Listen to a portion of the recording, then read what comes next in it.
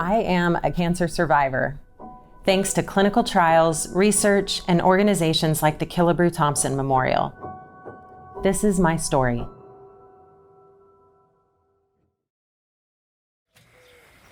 Come on, let's go. I am not happy unless I'm super busy.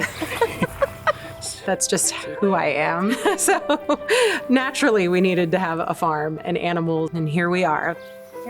I was only gonna get 2, and now we have like 12 or 13, I've lost count. My name is Michelle Hancock. I am a nurse. I currently work in the Pediatric Intensive Care Unit and with the research department at the St. Luke's Cancer Institute. They had expressed interest in a therapy dog to help support the children, and so I wrote a grant. He likes your snuggles. Oh, big hugs. He just helps the kids relax, and when the dog walks in the room, they just lighten up and they open up so that you can give them education, and education helps them alleviate some of their anxiety and their fears. Michelle's amazing. She's such an inspiration. She's so kind, and she has such an amazingly calm nature for patients. And I think a lot of that may come from her experience. She's been a patient, she knows what it feels like, and she knows how difficult it can be to navigate that. I found out I had cancer in April of 2007, and then it was confirmed that it was Hodgkin's lymphoma. At the time, my life was being a mom. I had no medical background at all. I just knew people die when they get cancer. It was very scary. Scary. Am I gonna have a couple years left with my wife, or what are the possibilities? And we get talked to by all the smart doctors there at St. Luke's, and they teach us about Hodgkin's, and you started to see the light at the end of the tunnel.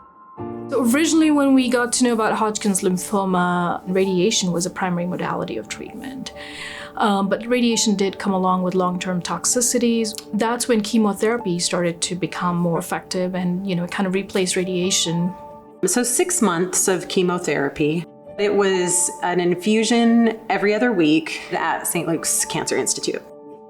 Most everything we do in medicine started with a clinical trial. A clinical trial is a scientific way of trying to help the body fight the cancer cells. Michelle did not participate in a clinical trial. There wasn't one available at the time, but that doesn't mean that she didn't benefit from it. The information that I get from people on existing clinical trials, I'm able to recommend my treatments based on that.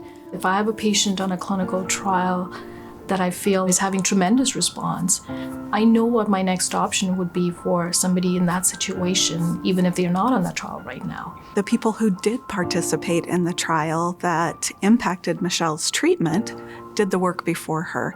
And because of that, we changed the standard treatment for her diagnosis. Because of the clinical trials, I didn't need radiation. That's the biggest thing. They have new drugs, and they're all coming out through these clinical trials and through this research that's being done because people care and want to make a difference. And that's really important to the future, generations. Maybe it was because I was so young, but I never had a doubt that she wouldn't get through it. So when we got the good news, it just kind of confirmed that belief that I had. I finished treatment in October of 2007. That was my last chemo. I was sitting there and my nurses were taking care of me, and they were so great. I was like, how do you become a nurse?